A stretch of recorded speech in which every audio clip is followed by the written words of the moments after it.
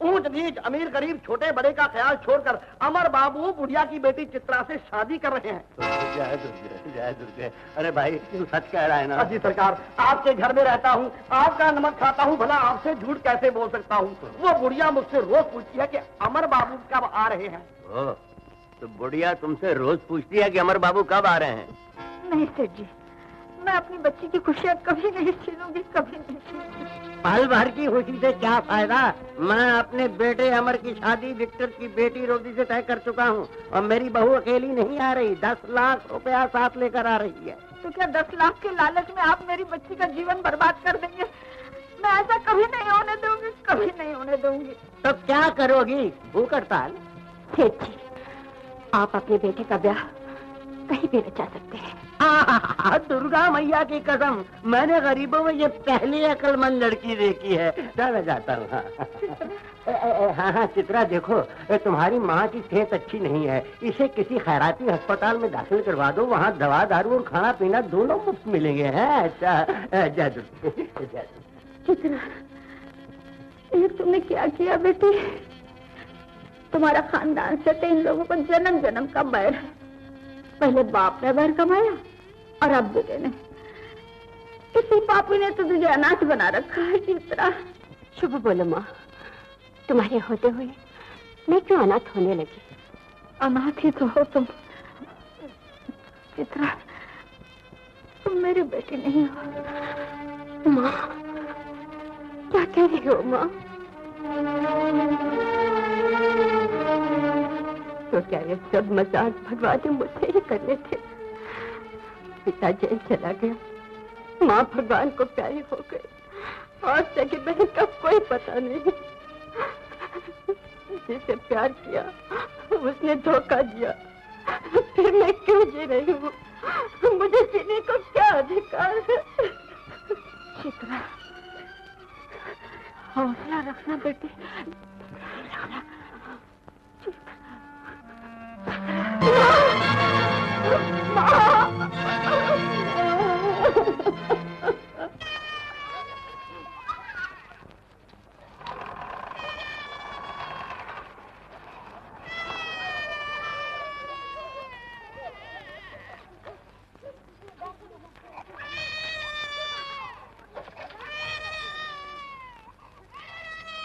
अरे बच्चे, तू रो क्यों रहा है? चल मैं तुझे तेरी माँ के पास ले चलता हूँ। हाँ, चल। ओ बहन, इस तरह बच्चे को छोड़कर यहां बैठी हो? बहन, ओ बहन, बहन। कबीर खड़ा बाजार में, सबकी मांगे खैर, ना तो किसी से दोस्ती,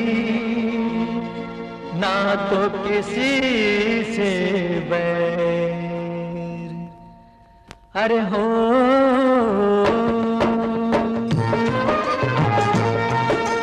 एक जगह एक फूल खिले और खिलते ही मुरझाए, एक जगह एक फूल खिले और खिलते ही मुरझाए। इस दो रंगी दुनिया का ये राज समझ ना आए कबीरा, रोए या मुस्काए कबीरा, रोए या मुस्काए। अरे हो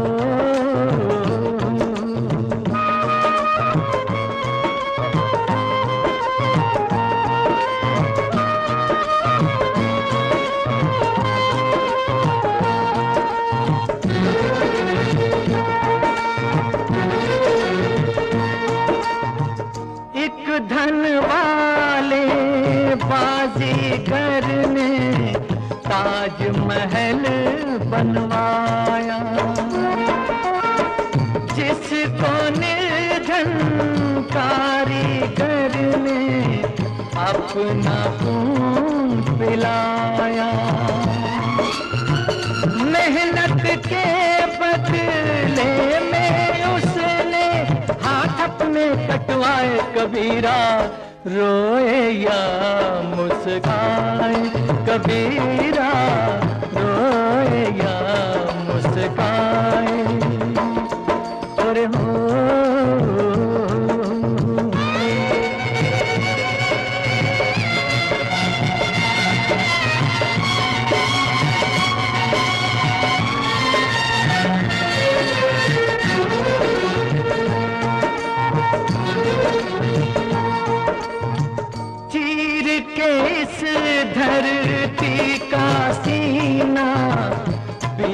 किसी ने बोया,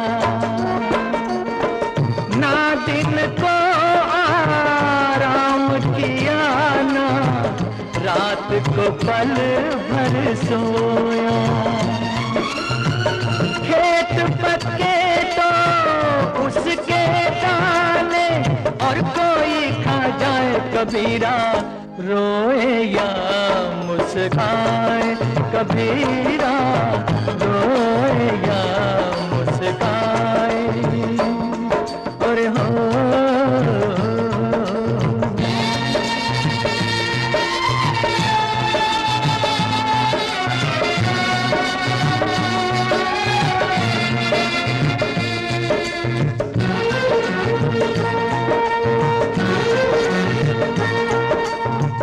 बड़ी पुरानी हो गई दुनिया, आओ इसे जला दें।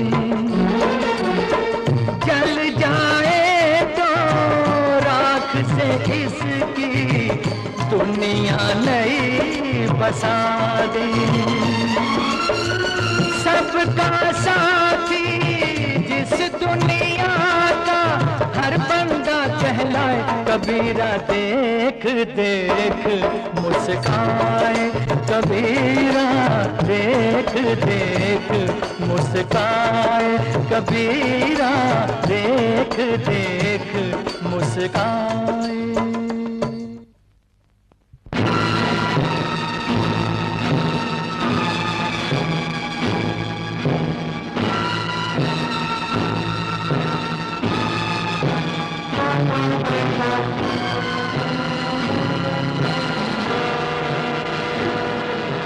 छोड़ दो मुझे,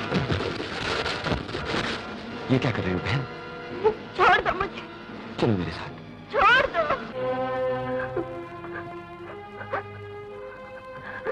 तुम्हारी दिव्यता सुनकर पत्थर का दिल भी मोम हो जाएगा।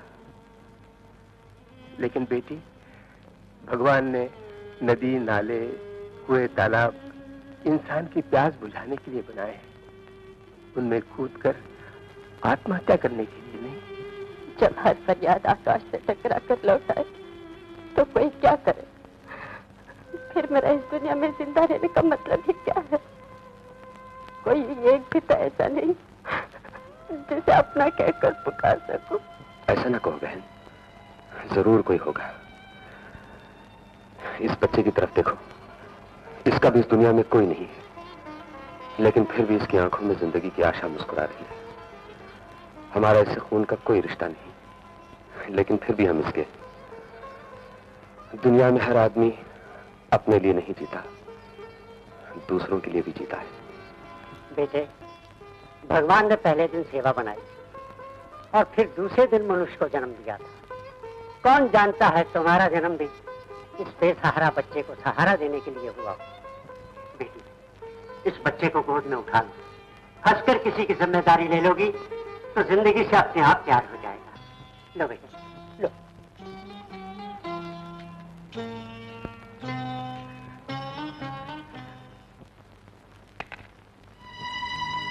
गोपाल, तुम? मालकिन, हाँ मालकिन, किस्मत का मारा मैं ही हूँ। धीरज रखो गोपाल, मुझसे जहाँ तक बन पड़ा मैंने तुम्हारे परिवार की रक्षा की। तुम्हारी दूसरी बेटी को एक बड़े अच्छे आदमी को सौंप रखा है। किसको मालकिन? कहाँ है वो? विक्टर भैया के घर, रोजी नाम है उसका। रोजी? मालकिन, आपने तो मेरी डूबती नैया को पार लगा दिया। मैं देखा उसे? नहीं नहीं गोपाल, जल्दबाजी से काम न लो। कुछ दिनों तक किसी को पता नहीं चलना चाहिए रोजी तुम्हारी बेटी है। ऐसा क्यों मालकिन? रोजी की शादी मेरे बेटे अमर के साथ हो रही है। सच? हे प्रभु, मैं कितना पापी हूँ। गोपाल, भगवान की लीला अपरंपार होती है। सुनो, तुम थोड़ी देर के बाद विक्टर भैया के घर जाना। मैं उन्हें फोन करके तुम्हें वहीं ड्राइवर की नौकरी दिलवा देती हूँ। धन्यवाद। हाँ? साहब, आओ गोपाल, मैं कब से तुम्हारा इंतजार कर रहा था। गोमती बहन ने टेलीफोन पे मुझे सब कुछ बता दिया है। साहब, मेरी बेटी रोजी बड़ी होनहार बच्ची है, उसे देखकर तुम्हारे मन को शांति मिल जाएगी, तुम अपने सब दुख भूल जाओगे। रोजी बेटी। साहब, ये मेरी बेटी रोजी। डैडी, ये कौन है जो ऐसी प्यार भरी नजरों से मुझे देख रहे हैं? इसकी भी तुम्हारी तरह एक बेटी थी, उसकी याद आ गई हो। ओह, तो क्या अब इनका इस दुनिया में कोई नहीं? ऐसी कोई बात नहीं, हम जो इसके हैं। एक जमाने में ये बहुत बड़े घर का ड्राइवर था, अब हमारा ड्राइवर होगा। रोजी बेटे, मेरे रोम जाने के बाद ये तुम्हारा मेरी तरह ही ख्याल रखेगा। अच्छा, अब मैं जाऊं डैडी? जाओ बेटे। गोपाल, लो ये गाड़ी की चाबी। दुखिया जी, एयरपोर्ट पर गोपाल मिला था? हाँ सेठ जी, हाँ। जब विक्टर साहब रोम का जहाज पकड़ रहे थे तो मेरी नजर उस पर पड़ी थी। एक बात कहूँ सेठ जी, हाँ कहो। गोपाल में एक बहुत अच्छी बात नजर आई। वो क्या? उसने हमारा पहले से भी ज्यादा आदर सत्कार किया। अरे क्यों नहीं करेगा, आखिर हमने उसके साथ कौन सी बुराई की है, अपना नमक ही खिलाया है ना उसको। और दुखिया, असल बात ये है, जो खूनी होता है ना, खूनी, वो हमेशा अच्छे आदमियों के सामने आते हुए डरता है। ये तो परमात्मा ही जानता है कि कौन दोषी है, कौन निर्दोषी, कौन संतोषी और कौन चतुर्भुज दोषी। पुलिस! दुर्गा भैया, आजकल तो खून के शब्द का उच्चारण करना भी गुनाह हो गया है। जहाँ नाम लिया पुलिस दरवाजे पर, मगर हमने किसका खून किया है? हम कहाँ के खूनी है? हम तो तुम्हारे भक्त हैं। पिताजी, डर क्यों रहे हैं आप? मैं हूँ अमर। अरे अमर, अरे अमर, अरे ओ गोमती, जल्दी बाहर आ, भाग कर आ, देख तेरा बच्चा है। अरे बेटा, ये इतनी प्यारी वर्दी खुद सिलवाई है क्या? नहीं पिताजी, गवर्नमेंट ने सिलवा। पिताजी, मेरी ट्रेनिंग खत्म हो गई और अब मैं इसी शहर में ऑफिसर बनकर ड्यूटी पर रहूंगा। इसी शहर में ऑफिसर? वाह वाह वाह वाह, मजा आ गया। आ गया बेटा। माँ कैसे हो? जीते हो बेटे। अरे कितना दुबला हो गया है तू। माँ को बेटा हमेशा ही दुबला नजर आता है। अच्छा, मैं अभी कपड़े बदल के आता हूँ। आ देख गोमती, देख कैसा लगता है हमारा बच्चा। क्या किसी थानेदार की ऐसी सूरत होगी? अब तो सारा शहर मुझसे थर थर कांपेगा। अब किसी की ये हिम्मत नहीं होगी कि मुझसे ये पूछे कि मैं सफेद क्यों करता हूँ और काला क्यों करता हूँ। अब मैं इस शहर का बेताज बादशाह होकर घूमा करूंगा।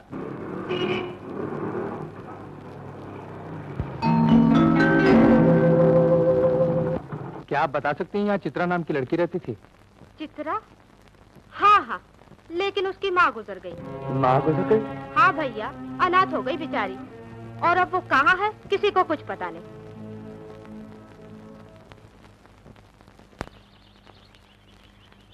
पंछी ने क्या कहा? ओह, पंछी ने कुछ नहीं कहा। बेचारा 2 दिन से भूखा प्यासा है और फिर भी कुछ नहीं खाया। इसका कारण क्या हो सकता है? क्या आपको कारण मालूम नहीं? नहीं। मुझे मालूम है, बताऊं? जरूर। देखिए ना, इस पंछी को भी साथी की जरूरत है। बिना साथी अकेला दिल कहाँ जाए, किधर जाए? अकेला दिल कहाँ जाए, किधर जाए? है तन्हाई जहाँ जाए, जिधर जाए। कोई साथी होता, कोई हमदम होता, कोई साथी होता, कोई हमदम होता। अकेला दिल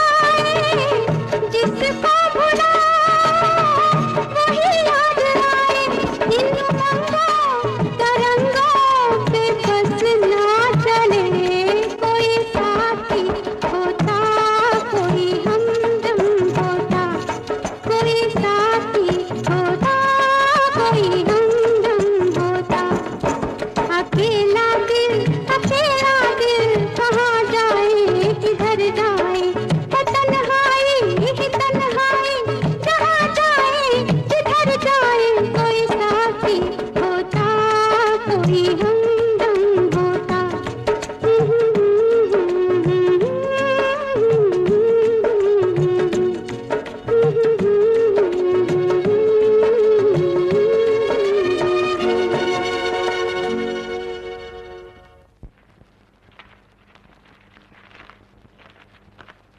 गोपाल काका,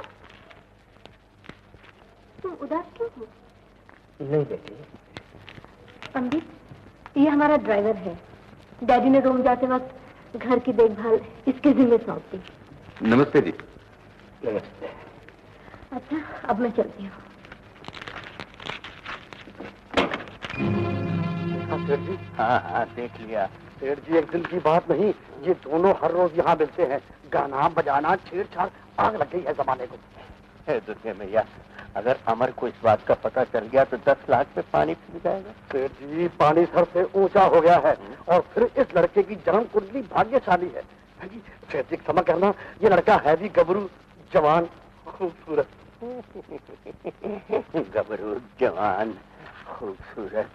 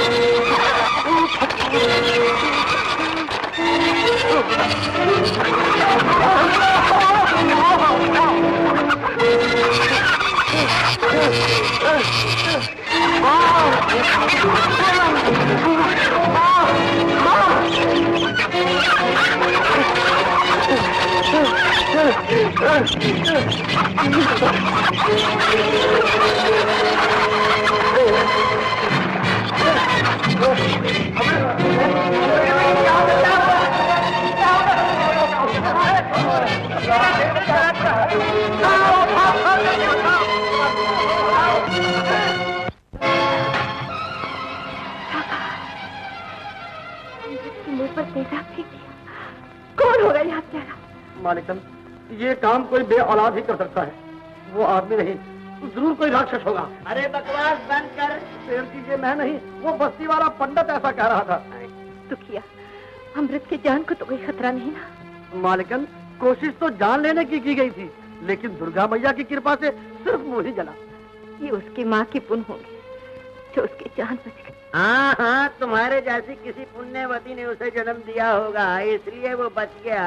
एक और बात भी तो हो सकती है, जिसने उस पर तेजाब फेंका होगा, अमृत ने जरूर उसे कोई ना कोई दुख पहुंचाया होगा, वरना खामखा कौन किसी का दुश्मन बनता है। खैर, हम क्या जाने, हम तो दुर्गा मैया के भक्त हैं। और फिर ये भी देखा है कि आजकल के नौजवान छोकरियों के पीछे दीवाने बड़े फिरते हैं और उल्टी राह चलने लगते हैं। और जरूर अमृत ने भी किसी लड़की का दिल तोड़ा होगा और उसी लड़की ने। खैर, हम क्या जाने, हम तो दुर्गा जी ऐसी बातें मत कीजिए। अमृत का चेहरा देखकर तो कोई पत्थर दिल भी पसीज जाएगा। मैं जब भी कभी अमृत को देखती हूँ तो मुझे मेरा रामू याद आता है। भगवान, मैं तेरा एक गरीब बंदा आज तुझसे प्रार्थना करता हूँ कि मेरे अमृत की जान बचा ले और मुझे दुनिया से उठा ले भगवान, मुझे दुनिया से उठा ले।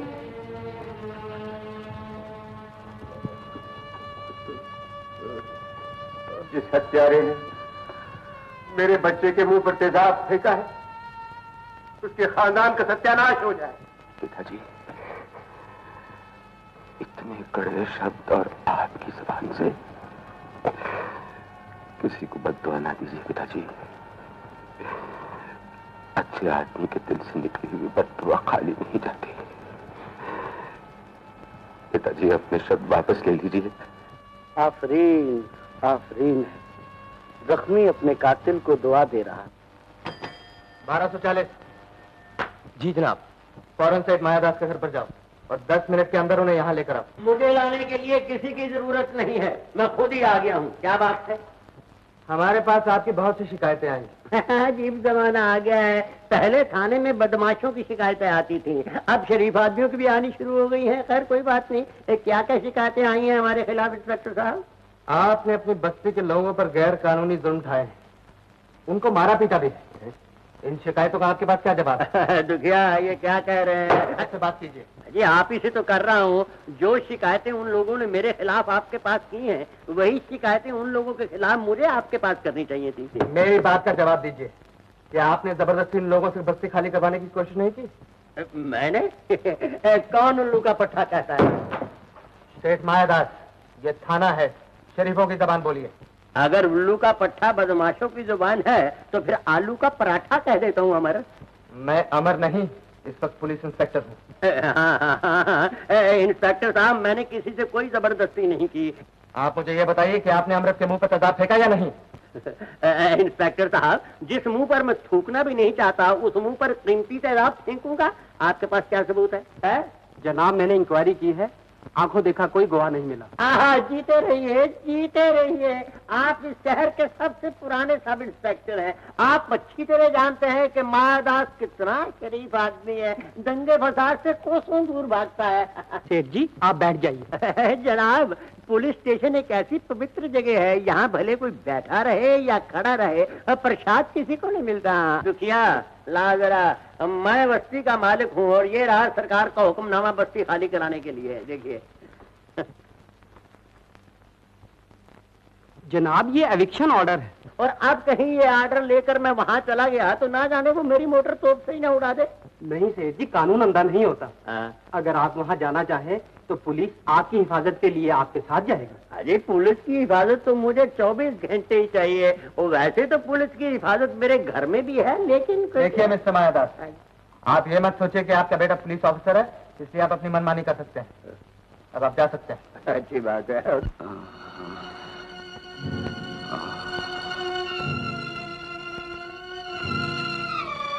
माँ। अमृत,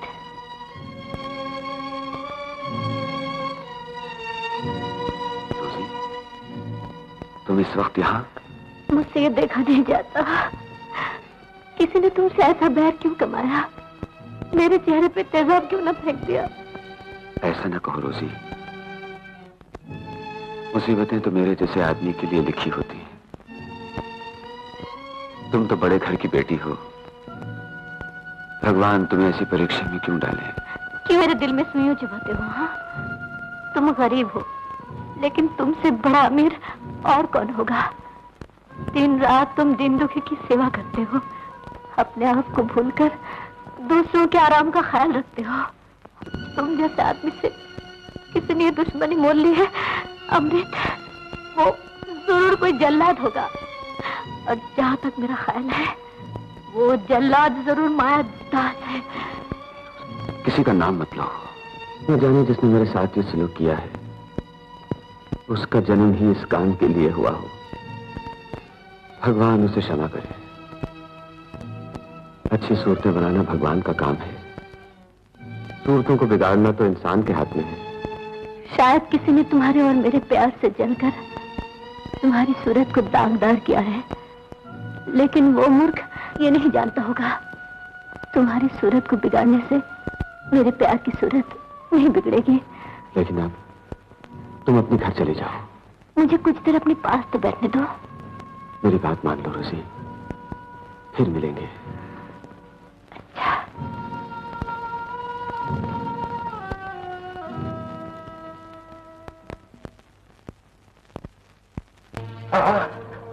हे राम, हे राम। क्यों बढ़िया, सब ठीक कैसा है? शास्त्री, मेरी चिंता न करो, मैं चित्रा। बाबा। बेटी, मैं जाके देख तू मेरा अमृत कैसा है। अच्छा बाबा।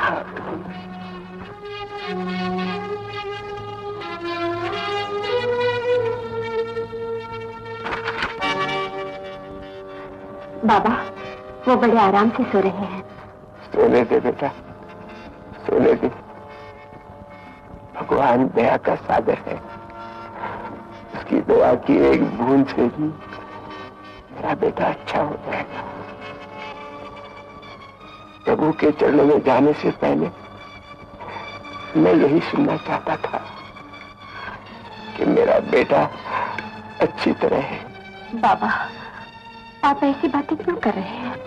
अगर अमृत मेरे शरीर का टुकड़ा होता तो मुझे उसकी इतनी चिंता न होती। मैं समझी नहीं बाबा।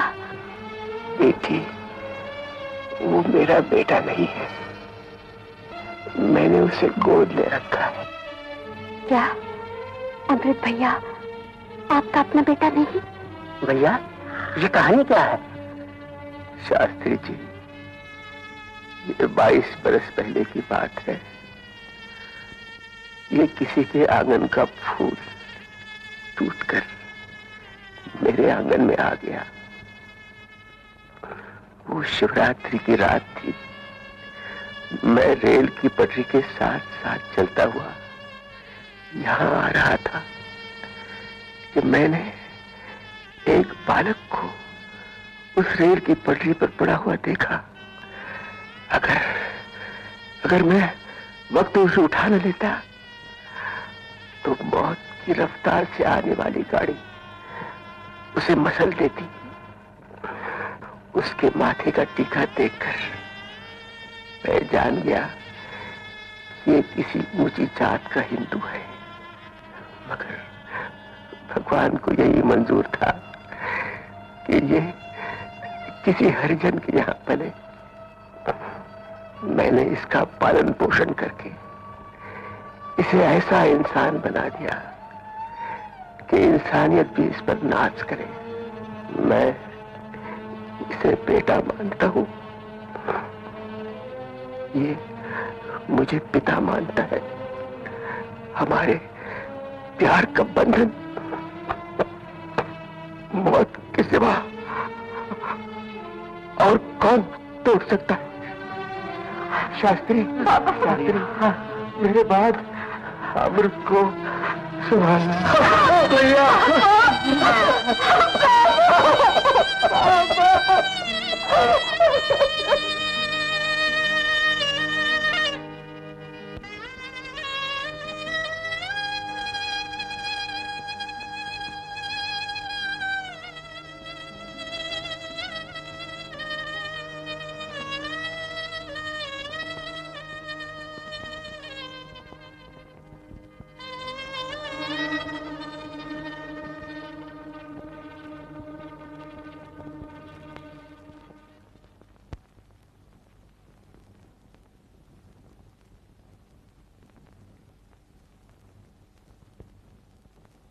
ये किस महापुरुष की अर्थी है जिसके साथ सब मजहब के लोग जा रहे हैं? ये अर्थी जनसेवक सेवक राम हरिजन की है, जिन्होंने अपनी सेवा से हर मजहब के लोगों का दिल मोह लिया था। वो कलयुग के महात्मा थे। अरे आओ बेटा अमृत, आओ। दुखिया तुम जाओ। आओ बेटा, आओ। आज तक सिवाय अपने मैंने किसी को इन सोफों पर नहीं बैठने दिया, मगर तुम बैठ। मेहरबानी आपकी। आप ये कहिए कि आपको मुझसे क्या काम है? अरे बेटा, बड़ा थर्ड क्लास का काम है। मेरा मतलब है मामूली सा काम है। भगवान ने तुझे गरीब बनाकर भी सेवा का भाव और अच्छा नाम दिया है, और मुझे धन दौलत से मालामाल कर रखा है।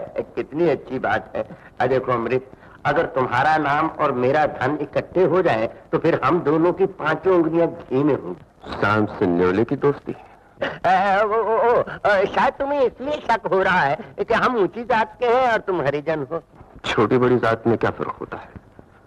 आदमी ब्राह्मण हो या हरिजन, पांव से चलता है, मुंह से खाता है। क्या अमृत बानी बोली है। कुछ भी हो, सेवक राम ने तुम्हें सुनहरी असूल खूब सिखाए हैं, लेकिन वो सुनहरी चीज जिसके सामने दुनिया झुकी है वो न दे सका। वो कौन सी चीज? अरे भाई वही नकद नारायण, धन दौलत। मेरे पिताजी को सिर्फ गरीबों की सेवा करनी आती थी। 1 रुपए के नोट की जगह उन्होंने मुझे ये सिखाया, एक नाम करतार का। 2 रुपए के नोट की जगह उन्होंने मुझे ये शिक्षा दी, दुई यानी भेदभाव किसी भी जन्म में काम नहीं आता। 5 रुपए के नोट का ये मतलब समझाया, आदमी बड़ा हो या छोटा हो, 5 तत्वों का पुतला है। 10 के नोट का ये अर्थ बतलाया, झूठ और चोरी के 10 से मेहनत का 1 पैसा अच्छा। 100 के नोट का ये राज बतलाया, पहले 100 को खिलाओ और बाद में आप खाओ।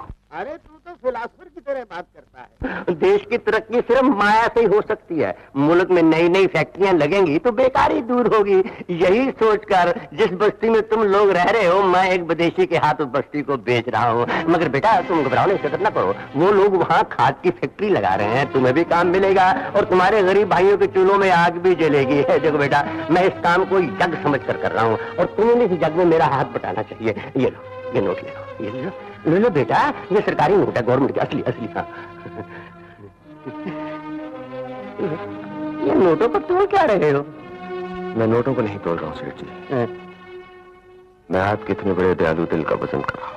नोटों को जेब में रख ले और बस्ती वालों को वहां से निकाल दे। मैं आपके मायाज़म का मतलब समझ गया सेठ जी। आप दौलत की मिर्च मेरी आंखों में डालकर मुझे अंधा बनाना चाहते हैं।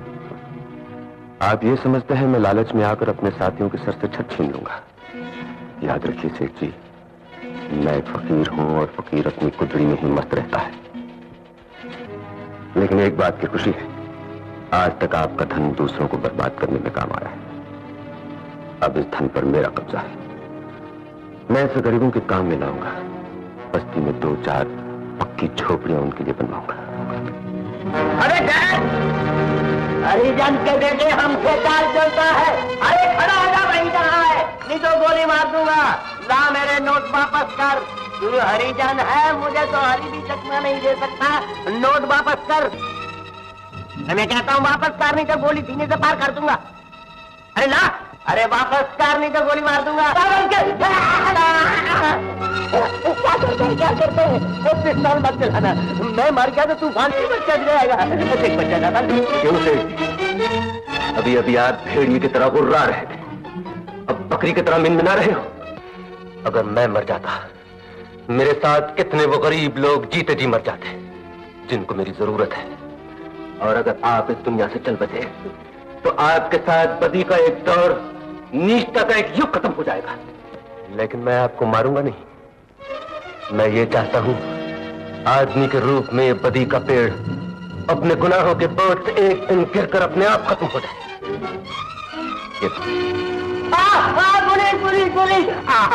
इंस्पेक्टर साहब, मेरे नोट चोरी करके मेरी पिस्तौल से मुझे ही मारने लगा था यार। सेठ जी, आप इतनी जल्दी रूप बदल गए। इंस्पेक्टर साहब, ये झूठ बोल रहे हैं। झूठ क्या है और सच क्या है, इसकी सफाई पुलिस स्टेशन में होगी। ले चलो उसे। ले जा। ये सब क्या है? इसने जबरदस्ती पिताजी से रुपए छीन लिए और ऊपर से मारने की धमकी दी। नहीं बेटे, अमृत ऐसा लड़का नहीं। माँ, मैं कोई बच्चा नहीं जो बेगुनाह को गिरफ्तार करता फिरूं। मैंने सब कुछ अपनी आंखों से देखा। चलो।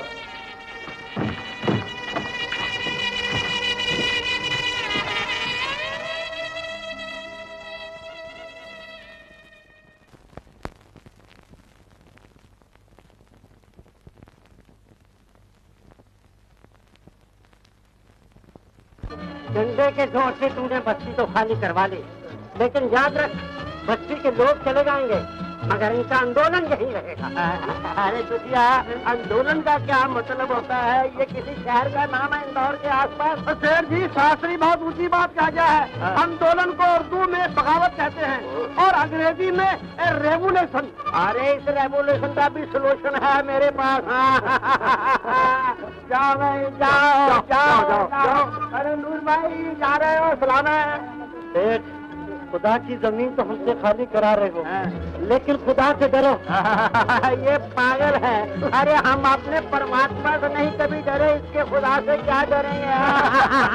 अरे वो दुखिया, तुम उधर जाओ, देखो कि लोग आराम से बोरिया बिस्तरा बांध कर जा रहे हैं ना, मैं इधर जाता हूँ। शेर की तरह आंदोलन का ख्याल रखना। चुप रहे, ये आंदोलन।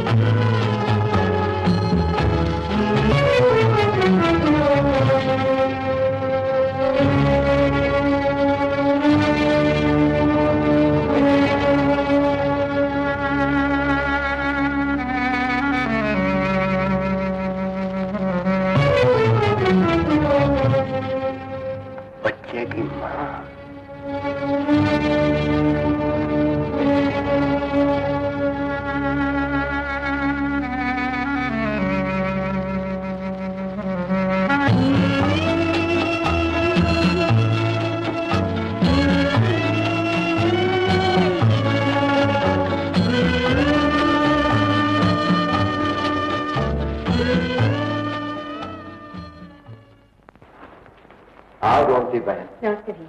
बैठ। कहो बहन, मेरा मित्र मायादास और अमर अच्छे तो हैं? सब ठीक है भैया। आपकी विदेश यात्रा आराम से गुजरी ना? जी हाँ। आंटी, आप कब आई? अभी आई बेटे। रोजी बेटे, अब इनको आंटी नहीं मम्मी कहा करो। ये तुम्हारी होने वाली सास हैं। सास? ये आप क्या कह रहे हैं? ठीक कह रहा हूँ बेटी। तेरी और अमर की शादी मेरे रोम जाने से पहले ही हम लोग तय कर चुके हैं। डैडी, भैया की शादी मुझसे? भैया, ये क्या कह रही हो? हाँ आंटी, मेरी नजर में अमर पहले भी मेरा भाई था, अब भी है। रोजी, तुम्हें ये शादी मंजूर नहीं? डैडी, आप तो गैरों को भी उनकी मर्जी के खिलाफ कुछ करने पर मजबूर नहीं करते। फिर आपने अपने बेटे के दिल का हाल जाने बगैर ये शादी कैसे तय करते? मुझे पूरा भरोसा था कि जो भी फैसला मैं करूंगा तुम्हें मंजूर होगा बेटी। रोजी, मैंने सपने में भी नहीं सोचा था कि तुम ऐसी बात करोगी। इस शादी के ऊपर ही मैंने अपनी आशाओं के बहुत से महल बनाए थे। बेटी, क्या तुम अपना फैसला बदल नहीं सकते? आपके मन की इच्छा पूरी नहीं कर रही हूँ, इसलिए माफी चाहती हूँ। शादी मेरी जिंदगी का सवाल है, मैं इस मामले में कोई गलत कदम नहीं उठा सकती। रोजी बिटिया, तुम क्या समझती हो ये लोग तुम्हारा जीवन बर्बाद करना चाहते हैं? तुम्हारी भलाई के लिए ही ये शादी तय की है। अच्छी तरह सोच विचार कर लो। गोपाल काका, मेरी बुराई और भलाई के बारे में सोचने का अधिकार सिर्फ मेरे डैडी को है। डैडी, आंटी मुझे माफ कर दीजिए। भैया, भैया मेरा तो दिल बैठा जा रहा है तो ये शादी कभी नहीं होगी। मैंने छोटा सपना देखा और छोटा मालकिन,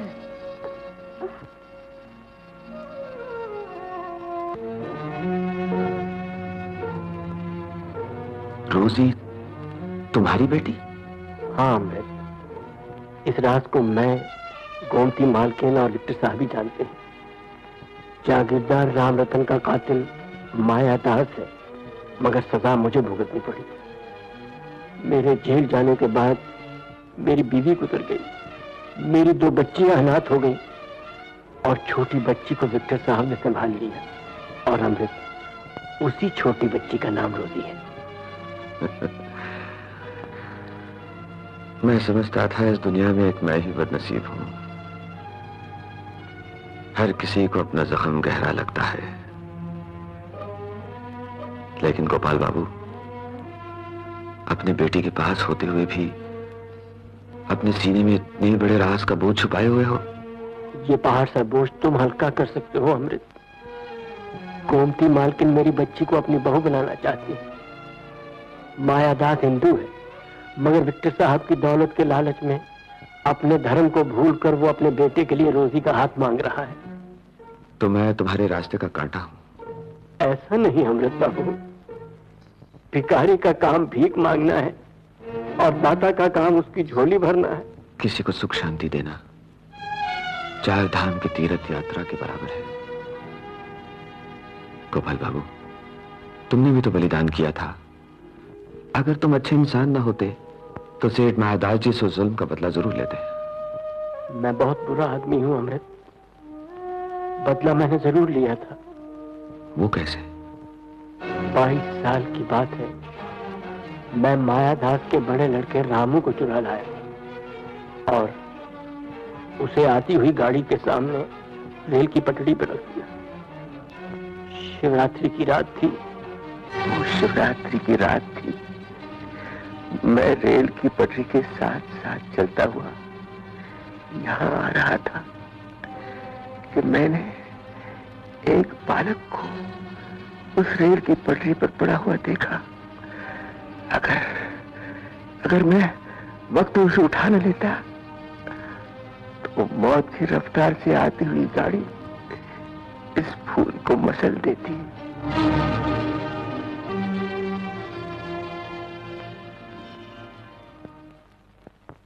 अमृत, तुम चुप क्यों हो गए? बोलो ना। तुमने कुछ जवाब नहीं दिया अमृत। हाँ? कुछ जवाब नहीं दिया। तुम जाओ गोपाल बाबू,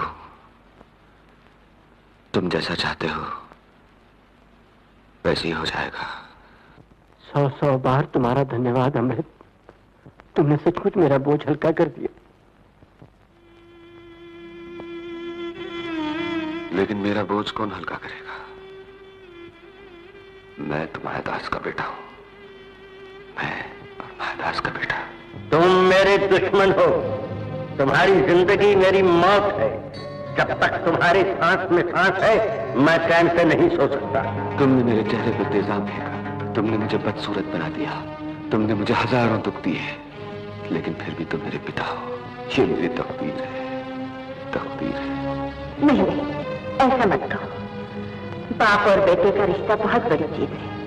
वो कुछ भी है मगर तुम्हारे पिताजी हैं बेटे। माँ, मेरे चेहरे को देख, जानती हो मेरी सूरत किसने बिगाड़ी? मेरे अपने ही पिता ने। आज तक दुनिया मुझे सेवक राम जी की संतान समझती है। अब मैं दुनिया को कैसे बताऊं कि मैं मायादास का बेटा हूं? नहीं, इस राज को मेरी जबान कभी नहीं उगलेगी। बस मुझे यह पता चल गया कि तुम मेरी मां हो। तुम्हें जानने की कोई जरूरत नहीं कि मैं तुम्हारा बेटा हूं।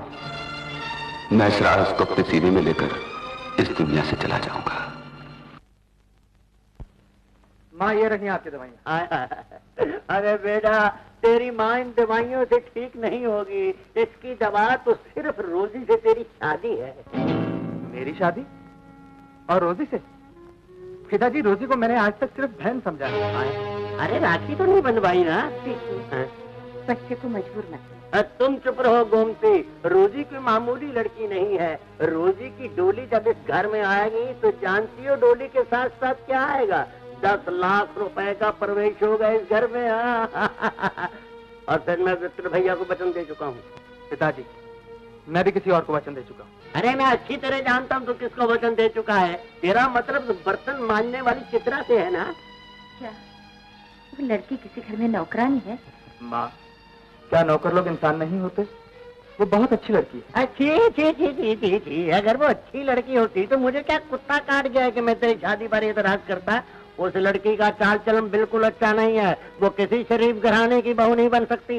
पिताजी, आप खामखा किसी निर्दोष पर इल्जाम मत लगाइए। अरे ये इल्जाम नहीं है, हकीकत है हकीकत। इसकी माँ इसी गम में मर गई कि इसका चाल चलन अच्छा नहीं था। और सुनेगा, इस लड़की का एक लड़का भी है और वो चोर है ना हमारे, तो उसके साथ इसका टांका है। पिताजी। अरे क्या पिताजी पिताजी कर रहा है? कान खोल कर सुन ले। इस घर की पवित्र चौखट पर मैं इस लड़की के कदम नहीं पड़ने दूंगा।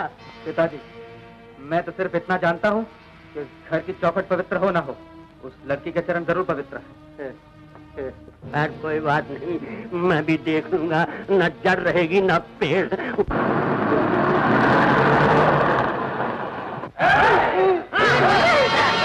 छोड़ दो, छोड़ दो, बचाओ, बचाओ,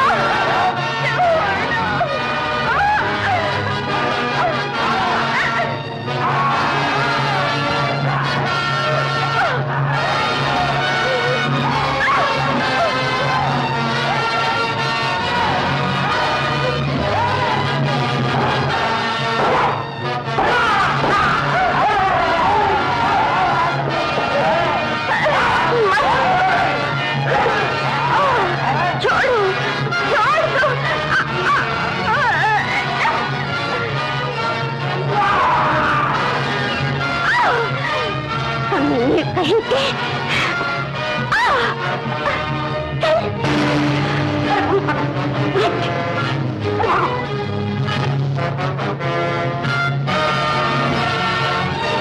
गिरफ्तार करो। नहीं जनाब। किस तरह? चित्रा, चित्रा, चित्रा।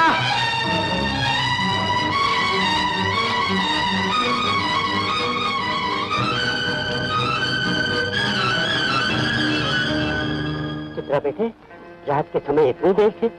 देखो बच्चा भूख के मारे बिलक बिलक का सो गया है। जाओ इसे कुछ खाने को दो। इस लड़की का एक लड़का भी है और वो चोर है ना हमारे, तो उसके साथ इसका टांका है।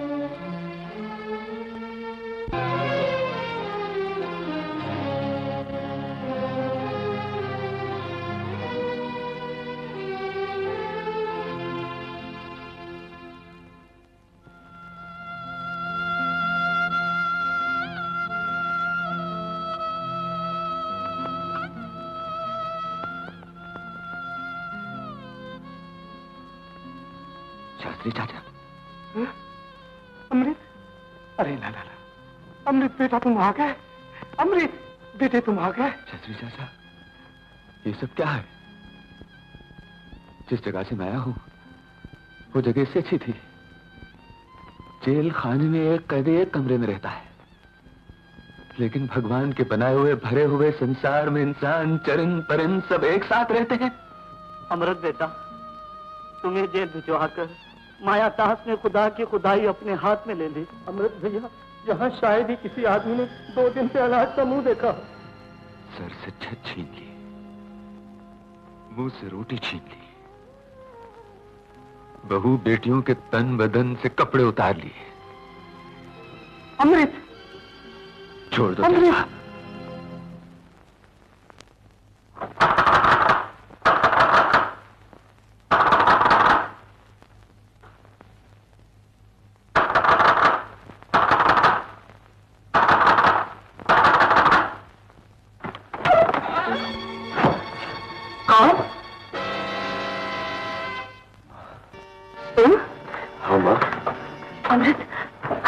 रात के तुम इस दरवाजे पे क्यों आए हो? इस दरवाजे पर ना हो तो कहाँ जाओ? तुम मेरे पति के दुश्मन हो, मगर वो मेरे भगवान है, मेरे सुहाग के मालिक है। मेरी जिंदगी, मेरा शरीर, मेरी आत्मा, सब पर उन्हीं का अधिकार है। देख तुम्ही तो क्या, अगर आज मेरा बेटा भी उनके विरुद्ध खड़ा हो जाता, मैं उससे भी इसी तरह घृणा की नजर से देखती। ऐसा ना कहो माँ, ऐसा ना कहो। बेटी, मेरी मांग की सिंदूर की लाज रखना, मेरे पति को तुम्हारे हाथों कुछ न होने पाए। मैं तुम्हारे माँ, ये क्या कर रही हो माँ? भगवान, ये क्या मैं सुन रहा हूँ? ये मैं क्या सुन रहा हूँ? क्या एक बेटा अपनी माँ की मांग का सिंदूर छीन सकता है? माँ, तुम अपने पति को क्यों नहीं समझाती कि वो बदी का रास्ता छोड़कर नेकी की राह पे चले? मेरा धर्म उनकी सुनना है, उन्हें समझाना नहीं। मैं रात दिन भगवान से यही प्रार्थना करती हूँ कि उनका बाल भी बांका ना हो, वो सीधी राह पर चले। लेकिन दुनिया को क्या मालूम, मैं दुनिया को कैसे समझाऊं? रो नहीं माँ, रो नहीं। एक पत्नी की नजर में उसका पति क्या होता है मैं समझता हूँ। अब मैं यहाँ फिर कभी नहीं आऊंगा। अच्छा माँ, मैं जा रहा हूँ। ठहरो बेटे, तुम्हारा दिल तो मोह का है, फिर न जाने दुनिया तुम्हारे बारे में ऐसी वैसी बातें क्यों करती है। ये मेरी तकदीर है माँ। अच्छा बेटे, ये तो बताओ तुम यहाँ किस लिए आए थे? माँ, मेरे लोग, बस्ती के लोग भूखे प्यासे बेसहारा दिन रात तड़प रहे हैं। माँ, उन लोगों की सिसकियां, उन लोगों के आहे, उन लोगों के आंसू मुझे नहीं देखे जाते माँ। बस इसीलिए जब मेरा दिल तड़प उठता है तो मेरे कदम अपने आप तुम्हारे घर की तरफ उड़ जाते हैं। आज भी इसी कारण मैं यहां आया था माँ। कोई बात नहीं, मैं चलता हूँ माँ। ठहरो बेटे, मैं अभी आई।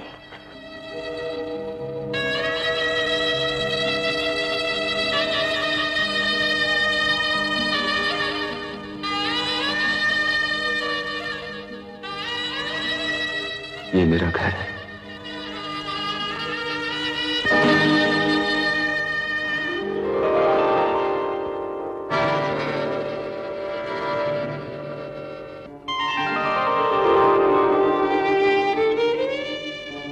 अरे, फोटो देख रहे हो?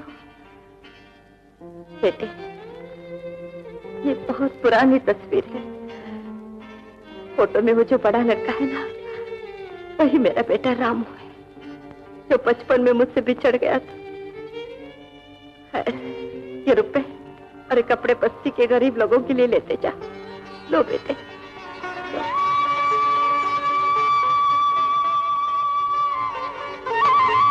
बेटे, तुम इतने अच्छे होकर इस पापन के आगे क्यों सर झुकाते हो?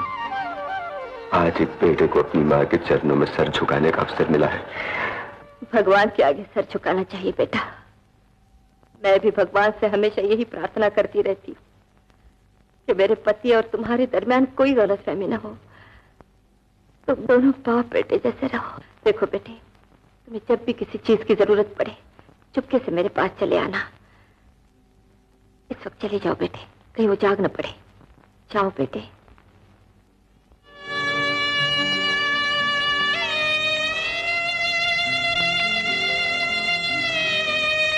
माँ, क्या है बेटे?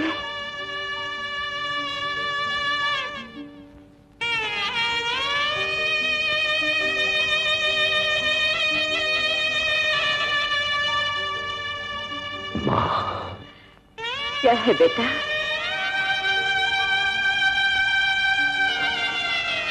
क्या है बेटे?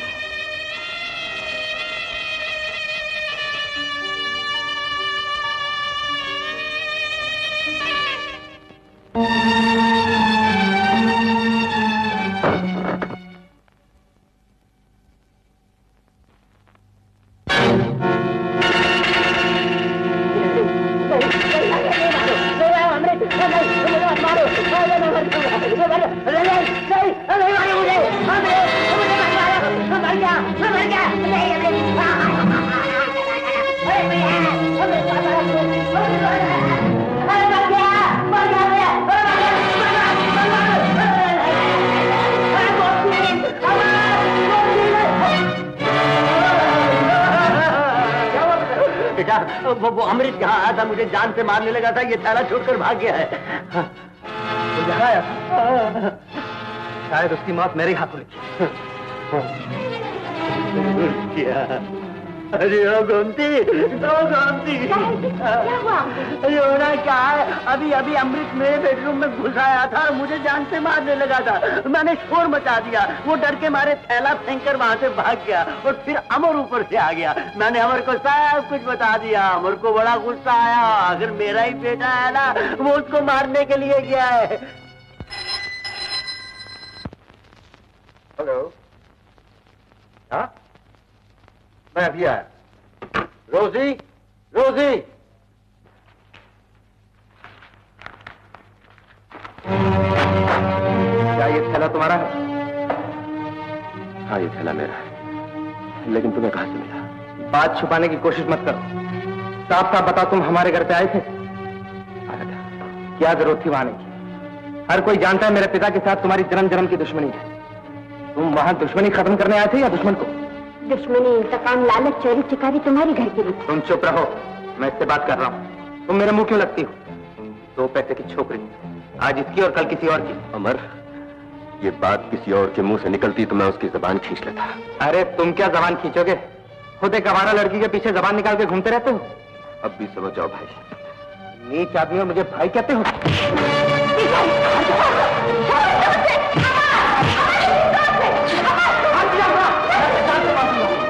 लोगों की जान लेना तो तुम्हारे खून में। तुम्हारे पिता ने दौलत के लालच में जागीरदार का कत्ल किया और इल्जाम मेरे पिता गोपाल के नाम लगा दिया। क्या कहा? तुम गोपाल की बेटी हो? मेरी बच्ची, बाबा, मेरी बच्ची, बाबा। चित्रा, चित्रा, क्या तुम गोपाल काका की बेटी हो? सिर्फ चित्रा ही नहीं, बल्कि भैया। बहन, अब राज को क्यों छुपाना? रोजी, तुम भी गोपाल की बेटी हो? मैं? हाँ। हे प्रभु, तूने मेरी झोलियां भर दी।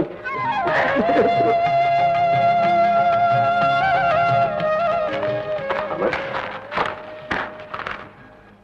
भैया, एक दिन वो भी था जब तुम चित्रा पर जान देते थे। आज ये तुम्हारी नजरों में एक गिरी हुई लड़की है। जिस बच्चे को तुम चित्रा का समझते हो वो एक अनाथ बच्चा है। भैया, मैं देवी देवताओं की सौगंध खा के कहता हूं, चित्रा पवित्र है। वो मेरी बहन की तरह है। अमृत, मैंने तुम्हारे दिल को घाव दिए, उन पे नमक छिड़का, मुझे माफ कर दो। मैं तो सिर्फ प्यार कर सकता हूं अमर, माफ करना तो उसके हाथ है। जब तुम चित्रा को स्वीकार कर लोगे वो तुम्हें अपने आप माफ कर देगा। गोमती बहन, गोपाल की बेटी अब तुम्हारे घर तुम्हारी बहू बनकर आने वाली है। मुबारक हो। चलो अब जल्दी से इन दोनों की शादी रचा दें।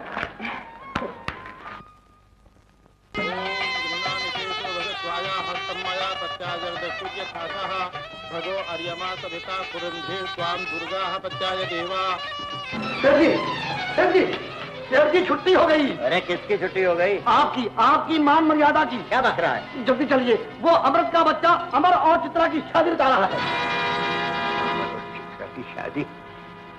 नहीं, ये शादी नहीं होगी, ये शादी नहीं होगी, ये शादी नहीं होगी। भैया, हमारा एक ही बेटा और आज उसकी शादी के समय उसके पिता भी मौजूद नहीं। पिता के आशीर्वाद के बगैर शादी का मतलब ही क्या? तुम ठीक कहती हो बहन, लेकिन अगर मायादास यहाँ होते तो क्या वो ये शादी होने देते? कुछ भी हो भैया, मगर मेरा मन नहीं मानता।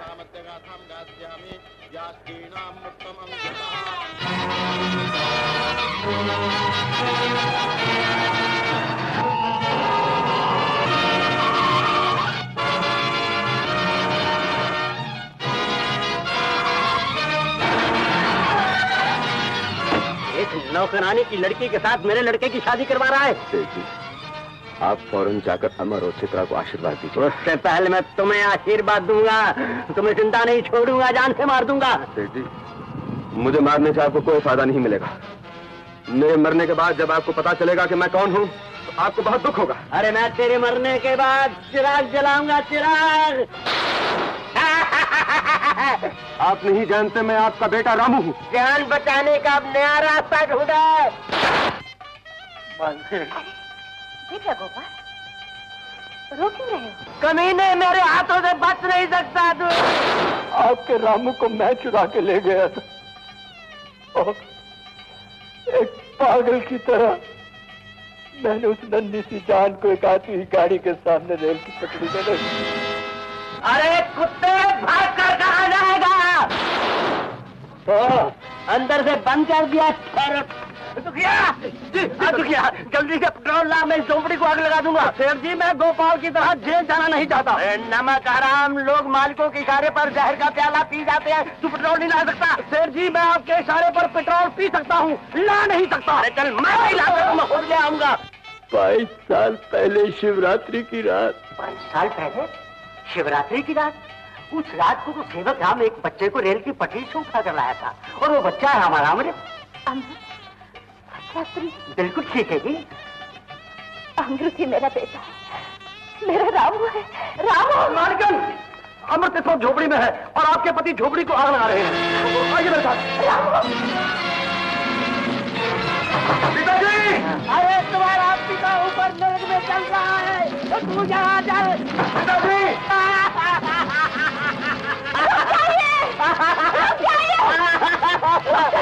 भगवान, तुमने मेरा हाथ पकड़ाओ, दुश्मन के चिता को आग लगाओ। नहीं, वो दुश्मन नहीं, हमारा बेटा रामू। पिताजी! मैं अपने सुहाग से सौगंध खाती हूँ। पिताजी! अगर आप रामू को नहीं बचाएंगे तो मैं भी उसके साथ चलकर रामू बचाऊंगी। हमारा बेटा रामू है। हाँ। पिताजी! रामू, रामू, रामू! पिताजी, भगवान के लिए बाहर जाइए। रामू! जल्दी आग बुझाओ, जल्दी आग बुझाओ। माँ ये सब क्या हो रहा है? तुम्हारे पिता अमृत से बचाने के लिए अंदर चले गए। क्या? रामू बेटे! पिताजी! रामू बेटे! पिताजी! मुझे जलने दो, मुझे बचाने की कोशिश ना करना, शायद आग से मेरे पाप नाश हो जाए। मैं आज तक हरिजन को नीच समझता रहा, लेकिन सबसे बड़ा नीच तो मैं था जिसने इंसान को इंसान न समझा। मेरे लिए प्रार्थना करना कि अगले जन्म में मैं किसी हरिजन के घर में जन्म लूं। रामू, रामू की माँ मुझे माफ करना। रामू! पिताजी! तुम्हारे पिताजी कहाँ हैं? ये जान लो, ये जान लो, पहचान लो, यहाँ कौन पराया है।